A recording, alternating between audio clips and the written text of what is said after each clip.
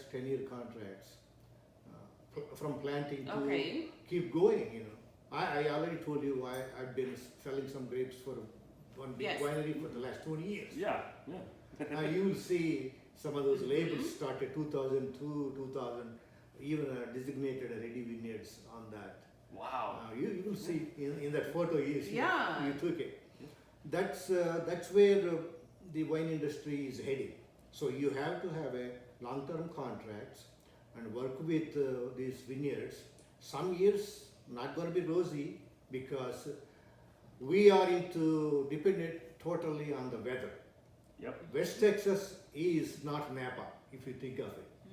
Napa, California. Absolutely. So we could have a hard freeze late May and hail 10 times.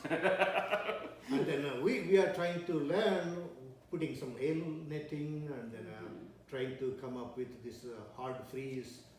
Like you probably saw some windmills and burners and all those kind of things. We're going to be using those.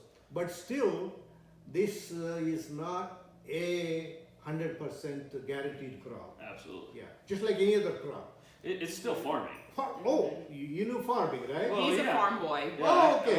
Okay, Then so- I thought I don't have to tell you. Yeah. No. And we are all John Deere fans. So, Okay. so we are the green guys, and I see that you know how to buy equipment.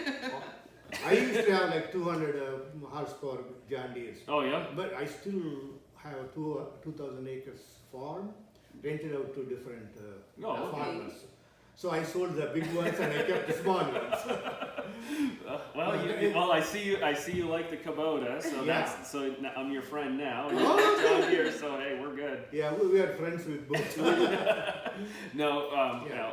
Just so you know a little bit about me, I grew up in the Northeast, but my family is actually from Minnesota. Oh, okay. So they own. You know farming. Yeah. So from the time that we were out of school in June to the time that we were going, during the summers, growing up, we would always be out in Minnesota.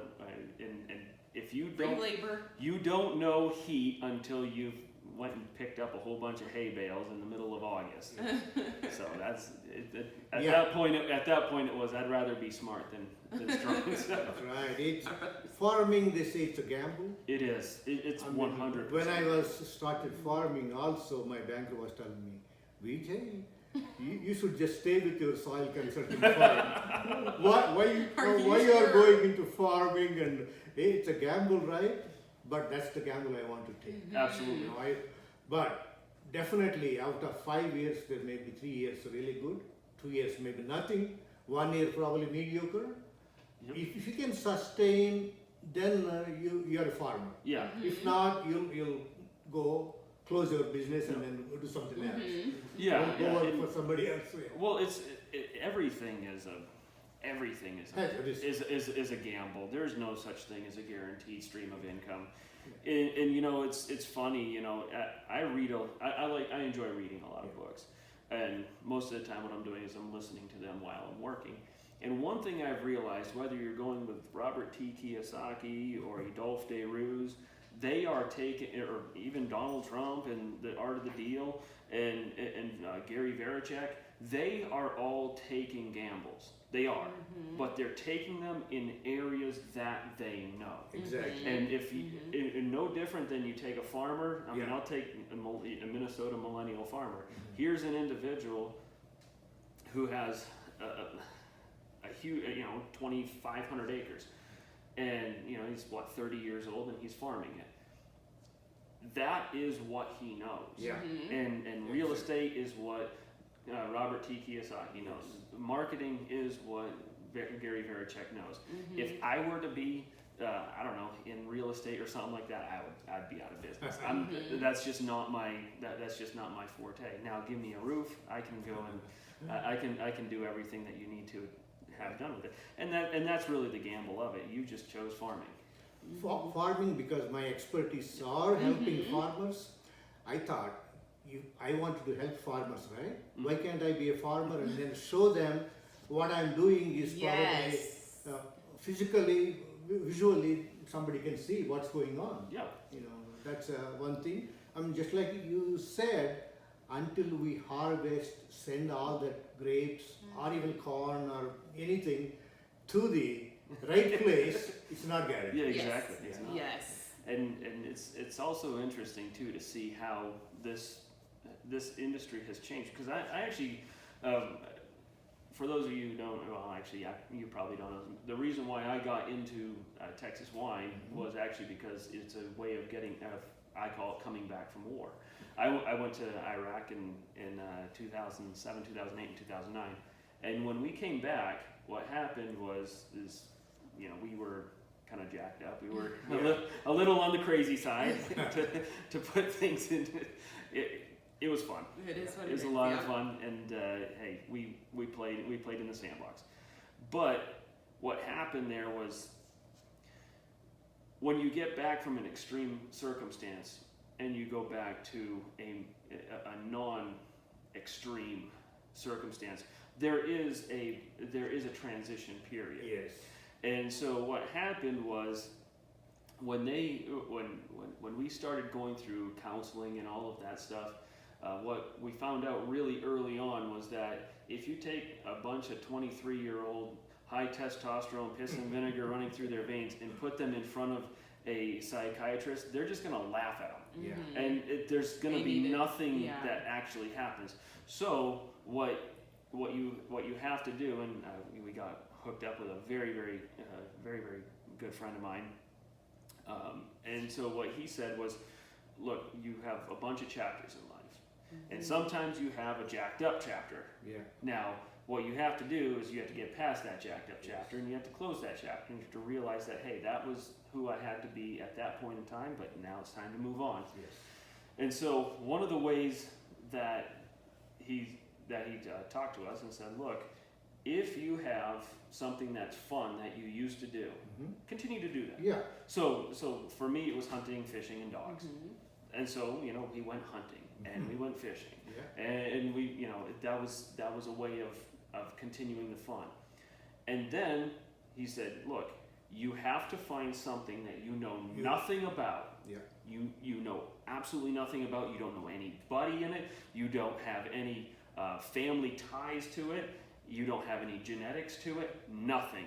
And then become a subject matter expert in it. So now what happens there is, through that, you have reprogrammed your mind to use all the good about all the hard work ethic, the energy, the focus.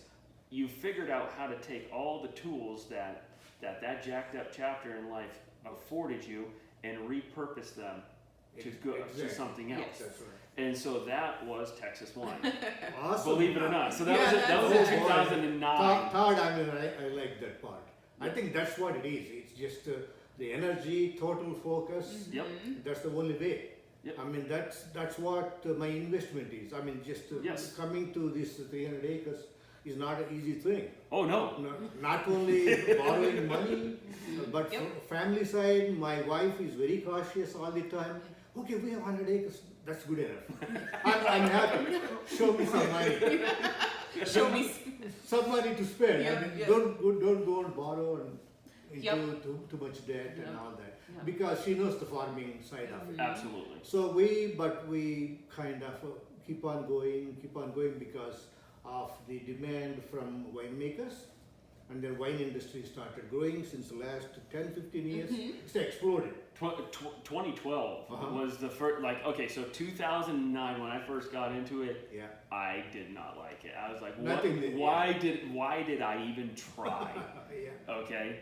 And then after a few years of going down to Fredericksburg and actually I hadn't even came out to, we didn't even come out I hadn't even come out to Lubbock area at all. Oh no. But going around to some of the wineries and winemakers and talking to them, then they, 2010, 2011, they had decent wines. Yeah. There was a couple, you could go through it and you'd be like, well, that's sweet wine, that's not sweet wine, that's, that's nothing but looking inside of an oak barrel.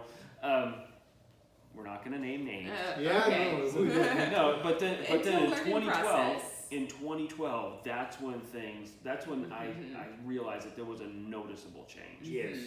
And so then we actually met in 2013. And one of our first dates was actually Fredericksburg. Fredericksburg. Yeah, yeah. Okay. Yeah, so we were in Yeah, college. since that time, 2010, entirely Yeah. Texas wine industry changed. Yeah. And then we've been getting requests for planting more vineyards. We are also kind of training ourselves to give the best grapes. Yes. Yep. The best grapes, best wine. Mm. So we are learning. Yes. This process is lifetime learning Yes. process. So not every vintage is not the same thing. This year is awesome, looking good so far. Well, it seems like last year was a good year, and 2017 was a good year. No, last year was really hard one because heat. Okay. See, we didn't get much rain at It all. was the hottest summer. Hottest summer, our production down 30 to 40%.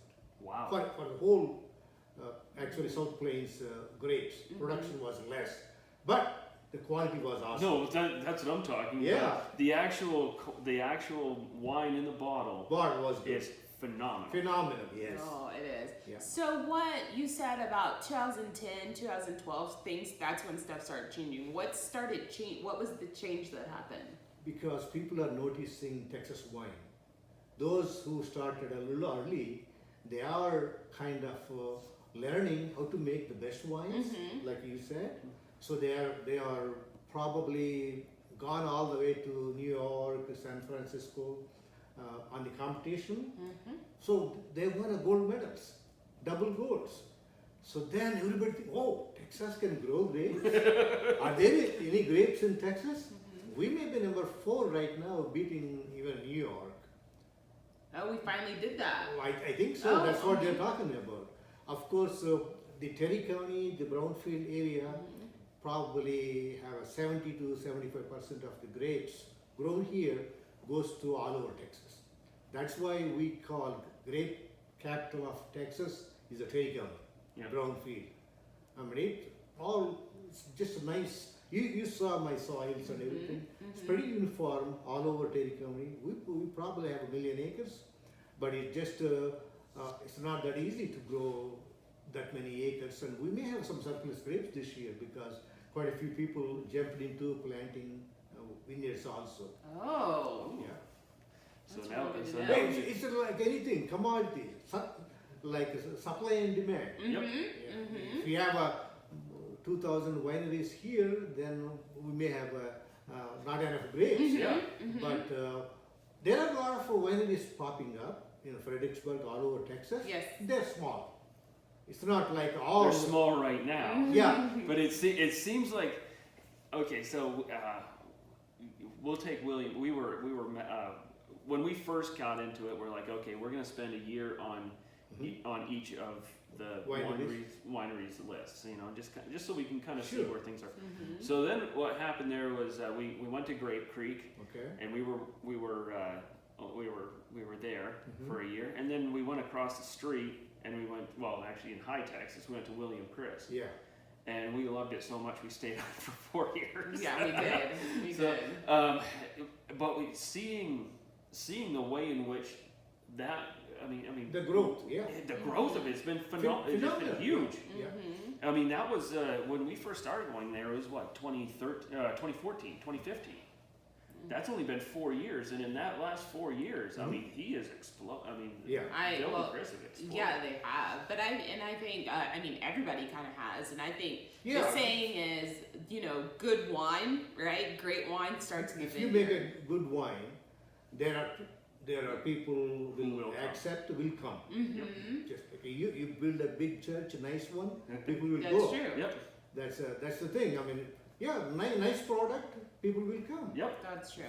Well, also, I find it. I mean, the strategic placement of Fredericksburg. I mean, that is also Awesome. an awesome place. I Oh, mean, yeah. not only is it just naturally beautiful, but also on top of that, you have Austin that's 90 minutes away from you, and you have San Antonio 90 minutes away from you, and if Even you've got- people come from Houston. Oh, yeah. go And- I mean, and from even Dallas. Dallas, Dallas a long is- weekend. Dallas is not that far either. No, So it's a perfectly strategically located place. that town is probably not even as big as Brownfield.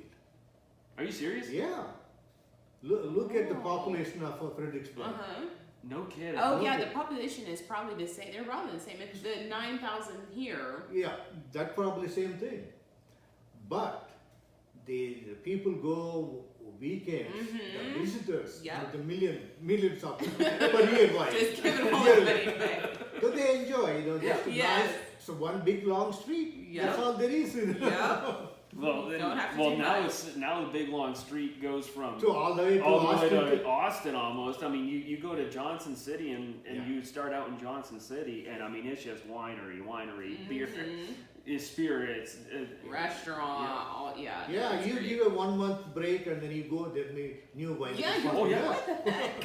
We had okay. So as everyone knows, we kind of took a little bit of a time off to get our brand off the ground. Yeah. One of the things that is crazy, we were there in March. That was the birthday. That was my birthday time. We go back down there, and Last weekend, yeah. and there's three more wineries. Winery. Wait, Where was that? Exactly. But it's awesome to see that growth. Yes. It is so awesome that now Texas is getting an area where when people say Texas wine, it's like Really? no. No. You need to come here. Yeah. You need to Exactly. start here. Okay, what do you like? Do you like color? Do you like do you like the taste? What about the taste do you like? Do you like the fruit forward stuff? Do you like more of the oak? Do you like what is it about wine that you like? And you can find something Yeah. that you like on that. Exactly. Now, the one thing that I really do like about Texas wine industry is that Texans, and I've really realized this. You get a French wine, you know what you're getting. Okay, you get an Italian wine. Typically, you know what you're getting. There's a few oddballs out there that you can get, but a Sangiovese is it's gonna taste like a Sangiovese. From Italy, yeah. Aglianico, it's gonna taste like an Aglianico. Albarino, it's gonna come across the way in which very, Yeah. very, very, very consistent. Yeah. But when you get to Texas, It's you the have Wild West. you have a bunch of farmers that are proud individuals that are very don't tell me what to do. Yes. And I'll be over here and I'll do my thing, and you be over there and you do your thing. Yeah. And as long as you don't tell me what to do, we can be friends and we can be adults about it. It's one of those things that everybody is doing their own spin. Yes. So you can have Everything a Merlot that tastes significantly different than another winemaker's Merlot. Yeah. Or you take anything Sangiovese, you take a blend. You can have all the same grapes in a blend, but you go two different winemakers and make it two what their completely spin on different is. wines. Yeah. That's And that's awesome. I It really love is. That's awesome, Sam. I told you we have 30 different varieties, that. Yep. and then you have an option to blend all these. Yep. You can come up with 1,000 blends out of 30 different ones. That's so They're all. You can make it awesome wines. Yes. Yeah, you don't have to have a single variety. You can tweak it with this and that. That's where the winemaker expertise come into play. Yes. Well, that's the artistic. That's the art about it. That's artisan. Yeah. Everybody has the same paint colors, Yeah. but some people are Leonardo da Vinci and other Exactly. people are Picasso. No, we are in this industry. We met, we go to Twiga conference every year. We've been doing this at least last 15 years. First year, there were only like 25, 30 people. Now, there are 400, 500 people come to the annual Twiga conferences. All the people who come, they're awesome people. Yeah. Wine industry is I know. awesome. They're Yes. friendly. Yes. Not only they like the wines, but they're awesome people. They're not only physicians, lawyers, all kinds of Awesome. professions. Just younger people, and then a little bit experienced. Yep. Yeah, with all that wisdom and everything, it's a good industry. Yes. Yeah. Well, And everybody cheers everybody Yeah, on, right? It seems like, and this is kind of, I hate to get like on the nostalgia style.